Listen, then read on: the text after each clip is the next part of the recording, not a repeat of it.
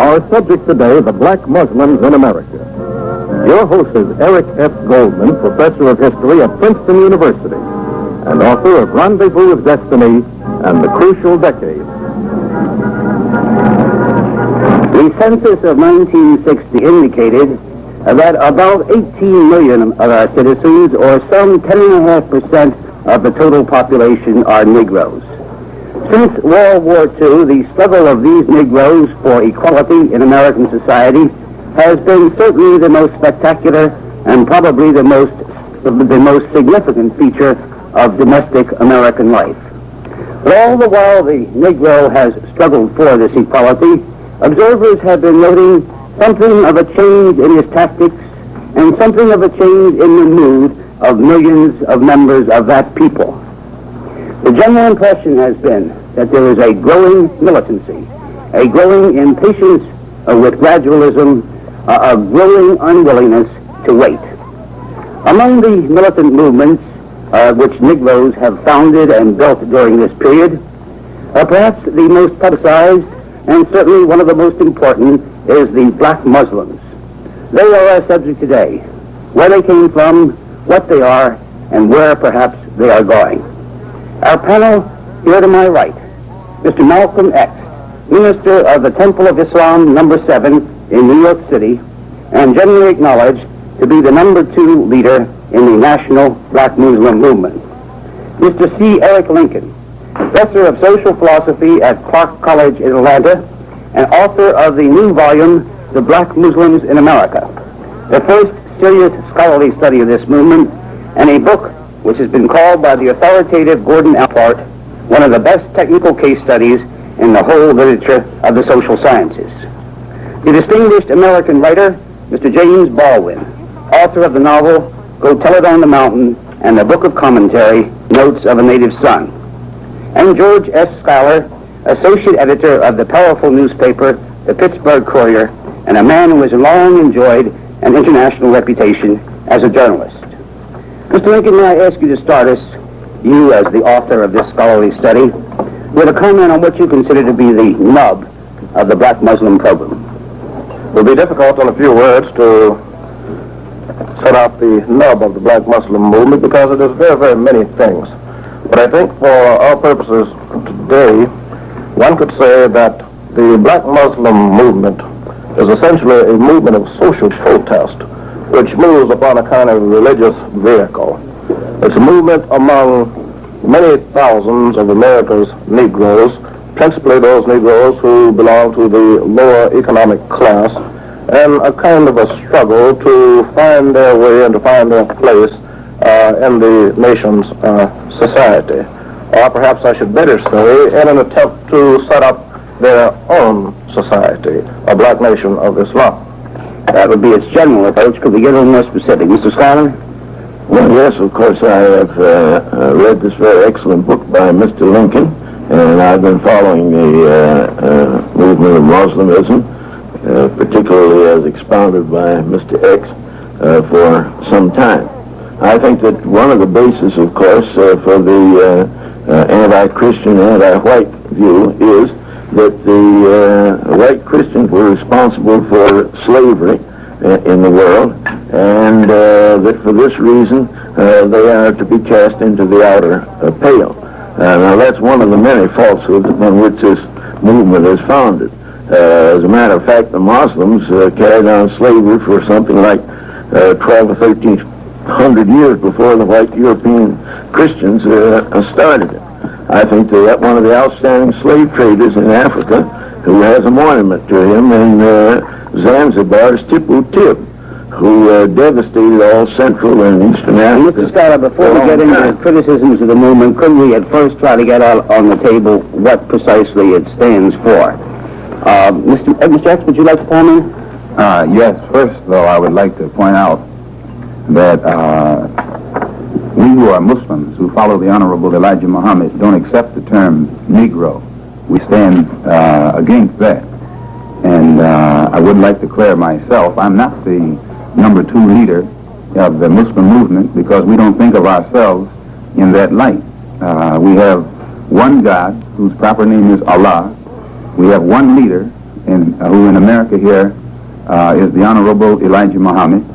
We are one people, and we have one aim, and that's the upliftment and the betterment of our people here in America who are called Negroes, and where the objectives and the program of the Honorable Elijah Muhammad differs perhaps from the objectives and the programs and methods of these other groups that represent the so-called Negro.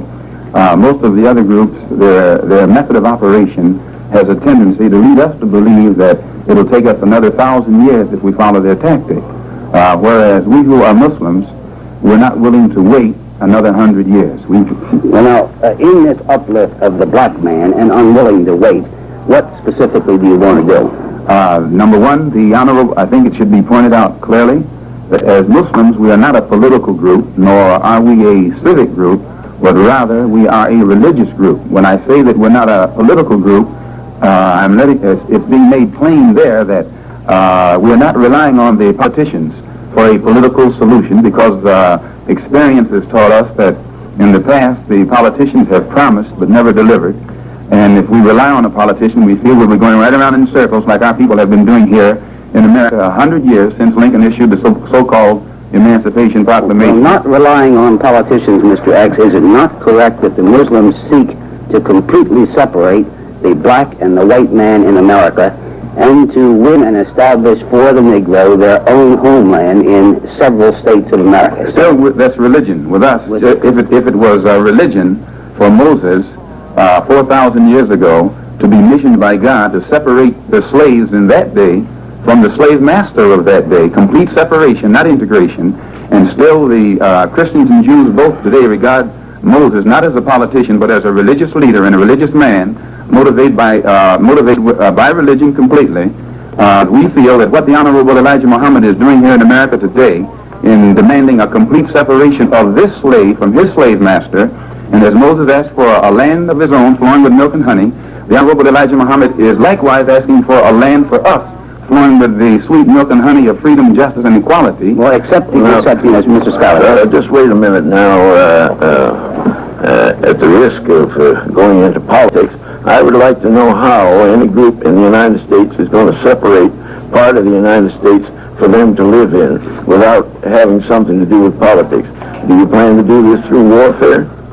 Sir, I don't think that it's necessary to bring about any warfare. If the slave, ex-slave in America, has to go to war with his former slave master to get what is his by right, then that in itself is a condemnation of the former slave master. If Lincoln issued the Emancipation Proclamation 100 years ago, which means we're supposed to be free, we're supposed to be citizens, we're supposed to be protected by the Constitution that we fight and die for, and yet at the same time the so-called Negro is knocking at the White House door, still begging his master to pass legislation that will give him recognition or protection by the Constitution that he is supposed to represent him. I think, sir, that the man who is depriving him of these rights cannot open up his mouth and say that it would be war. It would be wrong to go to war against him to get these things. Gentlemen, before we go further into techniques, if you will excuse me, Mr. Scott, I would still like to get out here the full program of the Muslim religion in America. We now have the desire for a separate grouping in some states of America. Mr. Baldwin, would you comment on your understanding of other purposes of the movement? It's very difficult to talk about it in these terms, I think. I think that the Muslim movement is involved with power, and I know about power, but it's involved also with morality and identity. And this is the argument I have with Mr. X. When Malcolm X says that actually he's got a very good thing going for him, the Muslim movement does, because after all, what they are asking for is what the country is also on the record in asking for. A total separation of the races is what Mississippi wants and Georgia wants, and on the basis of the record, what the country wants. Now, it isn't what I want. Pardon me, doesn't Mr. X and the Muslim movement call for the separation of the races by having the Negroes all in certain states of America? Yes. Which is different from what the Mississippians want. Well, what the Mississippians want is to have the Negroes separated while still working for still in the same state. In the same state. Yes. Well, this is why the one is talking really about the nature of power, and I think one's got to make this clear. What the Mississippians have or think they have is power. What the Muslim movement wants is power. And I don't think that we can talk about it unless we're aware of this distinction, because of this reality. Because again, what the Muslim movement is doing is simply taking the equipment or the history really of white people with Negroes and turning it against white people. Now, in this country today and yesterday, it is terribly difficult to believe Americans have never proven that they really consider Negroes to be men. Now, from my point of view, this has done more to destroy white men in this country than it has done, quite apart from all these things we know about, the oppression in the ghettos and the lynchings and so forth. It has done much more to destroy the country than it has done to destroy Negroes. What I'm suing for, what I myself personally am suing for, is not a separation of the races. I don't believe in the first place in the races. And especially in this country, again, we're not in the situation of the Congolese fighting the Belgians. One is in the situation, whether white men or black men want to admit it, of fighting their brothers and one's ancestors. And this is a reality which, no matter how hidden, will sooner or later come to light. When one takes the road to power, it seems to me that the white world proves this. One ends up where the white world is. What has happened in the country since World War II has not been because white people have suddenly changed their minds or become more generous or any of those things. What has happened is the power is beginning to shift. My concern is what will happen. What will happen when I, a Negro, no longer have you as my oppressor, but I'm responsible, altogether responsible, for what is happening to me, what kind of world I want. Now, I don't want to see the history of Europe, the history of the Western nations, repeated for another 1,000 years with a shoe on the other foot. The handicap one has in talking in this way is that there is no way to use the record, the American record or the record of the Western nations to prove this point. All the evidence really is on the side of the Muslim movement. What one can quarrel about and must quarrel about is the issue and where this will lead and what this means in terms of human beings who are finally neither white nor black. Well, now, staying on that issue, if I may, and establishing here in a way that we can all agree upon how the Muslim intends to solve that issue, is it not correct that he stands not only but for the separation of the races in separate states, but is opposed to integrations, opposed to the sit-down movement? Scholar, yes. Well, there are two things here with which I differ violently. One is that all the evidence is on the side of the Muslim movement. That is in justification for this campaign of hate against white people. Now, I would like to offer that these 18 million some odd Negroes that you're talking about in the United States are the healthiest, the wealthiest, have the most property, the best educated, and the best informed group of Negroes in the world, and that includes all those in the Muslim countries. Now, we ought to get that thing straight. This is a matter of record. You don't have to no guesswork about it. And the next thing is, where is anything in the Constitution or in anything that Lincoln said or wrote that says that a group has a right to part of the United States to take it out by itself? I thought that issue was settled 100 years ago. I'd like to respond to one of the remarks made by Mr. Schuyler. In researching the black Muslim movement and talking with hundreds of people across the country, one of the things that I found consistently was the fact that since Negroes in this country are among the best educated non-white people in the world, since they have the leisure time to some extent to read and to study, and since they live in a society where there are all of these plus values available to the white man, I found that this is one of the things that is most productive of the kind of anxiety that makes for a Muslim movement. For example, we found that the fact that the Negro is so well educated produces a kind of chafing at the bit because he cannot be a full-class citizen in terms of his education and in terms of his preparation. We find that with the emergence of black states in Africa and other non-white peoples in Asia and other parts of the world, that the American Negro has a sort of sinking feeling that if he isn't careful, he might be the last person in the world to attain the kind of status that would be equal with his education and his preparation. It is upon this kind of anxiety that the black Muslim movement feeds. Mr. Miller, pardon me, Mr. Scholar, before we argue the point, the first thing I think we should do is to get clear what the Muslims stand for. Now, Mr. Lincoln, you're explaining why people turn to the Muslim movement, which is important, but as I understand reading your book, you say flatly that black Muslims are emphatically opposed to passive resistance, as expressed by Martin Luther King. Or another quote, Muslims have only contempt for the Negro sit-in movement. Now, Mr. X, is that correct or is it not correct? America itself is opposed to passive resistance. They didn't, America has never, when the Japanese attacked Pearl Harbor, America didn't resort to Pardon me, I'm not talking about America at the moment. I'm talking about you, Mr. X, and your movement. Yes, sir. I want to clarify that because when they refer to us as non-passive, they make it look like we're committing a crime to be non-passive. No, I'm simply asking, is Mr. Lincoln, our scholar on this subject, wrong or right when he says that you and your movement have only contempt for the Negro sit-in movement? We have never voiced any contempt for the so-called Negro sit-in movement because we don't voice contempt for movements. But if then you use the phrase emphatically opposed. Are you emphatically opposed? We are opposed to forcing our way into a white restaurant where we are not wanted and forcing that man to serve us. We are opposed to that.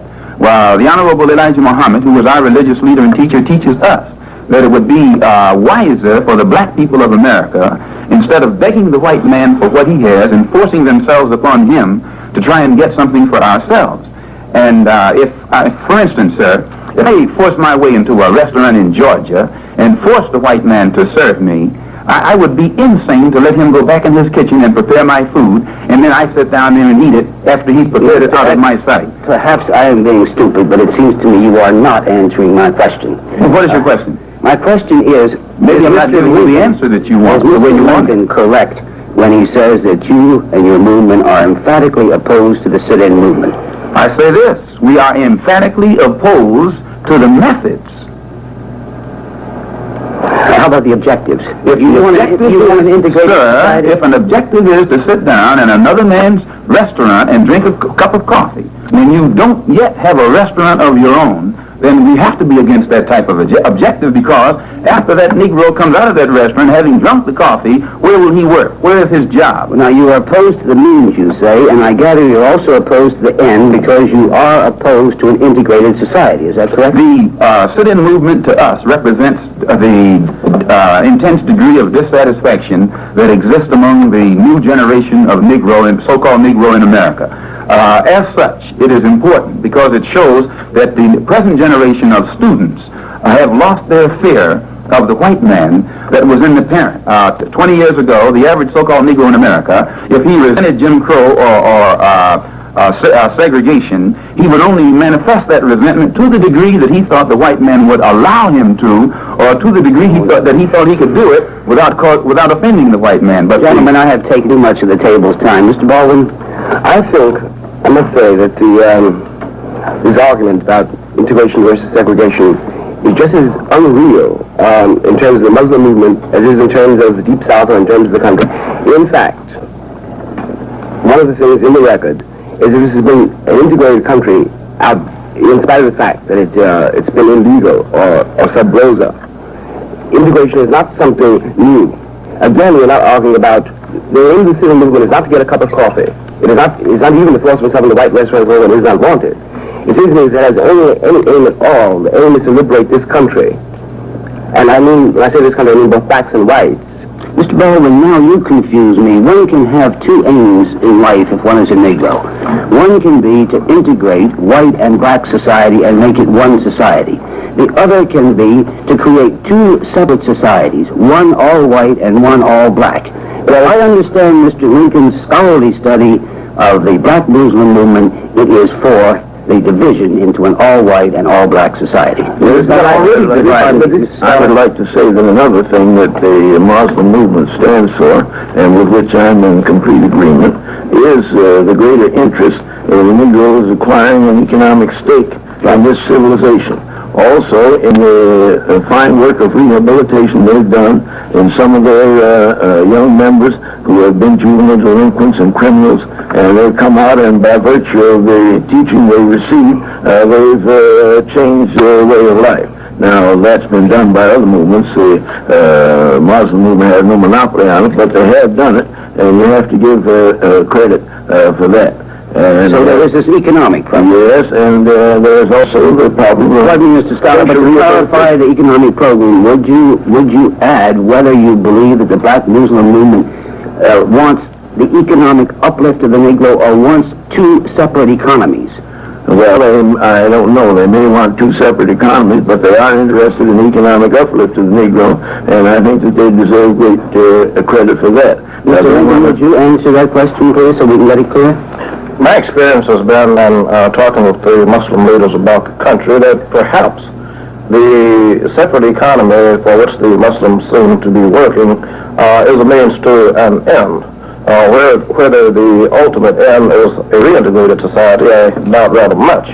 But nevertheless, the Muslims seem to feel that in our social structure as it now stands, that it is highly unlikely, if not altogether impossible, for them to have any real economic gains.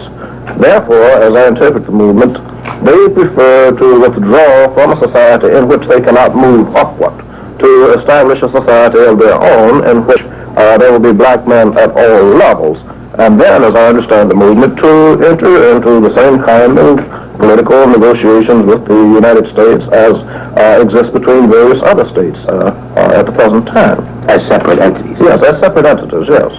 What about this issue of force, which we've got to get out here? One of the most discussed things about the black Muslim movement is the frequent charge that it is going to resort to force because it believes in black supremacy. And Mr. Malcolm, Mr. X, you are always quoted as having said, there is no white man a Muslim can trust. Mr. Muhammad is always quoted as having said, we must take things into our own hands. We must return to the Mosaic law of an eye for an eye and a tooth for a tooth. What does it matter if 10 million of us die? There will be 7 million of us left, and they will enjoy justice and freedom, etc., etc. It sounds like the language of force, is it? Before you ask me to clarify that, I wish you would allow me to comment on Mr. Lincoln's last statement concerning the separate economy. Go right ahead. Although, as you say, he studied it, by me being a Muslim myself, I think I can make it more clear than the scholar. Some of us scholars doubt that proposition, Mr. X. Yes, well, I don't doubt that myself. Yeah. I think you'll agree with me, though, sir, that a separate economy already exists between the so-called Negro and the white man in America, because there's a certain category in which black people can get jobs and a certain category in which they can't get jobs. The economies are already separate. There's only so high that they can go in various business fields. Some business fields are shut out to them completely. Even when a black man goes into business and he is in the selling business, usually if he has a successful business, he's only every sale he makes is a resale, because he, in order to have a commodity or goods to sell, he has to buy it from a white man or another white man, and which means that no matter how large his store is, still all of the goods that are being sold actually for the white man, because the black man who's in business is not a producer. He doesn't produce that which he sells. Now, we who follow the Honorable Elijah Muhammad are taught that the black man, even though he goes into business, will still be a dependent person economically, because he must produce. As long as the white man is the producer, then the white man is setting the price for the goods that the black man has to sell in his own neighborhood. Usually, when a black man goes into business, he doesn't go into business in a white neighborhood, he goes into business in a black neighborhood. And since he can only buy his goods from a wholesaler who is white, who gets it from the producer who is also white, then he has to come back into his neighborhood and jack the prices up to get back the money from that the white man has already taken away from him. This is your explanation. I'm explaining it clear so that it won't be misunderstood.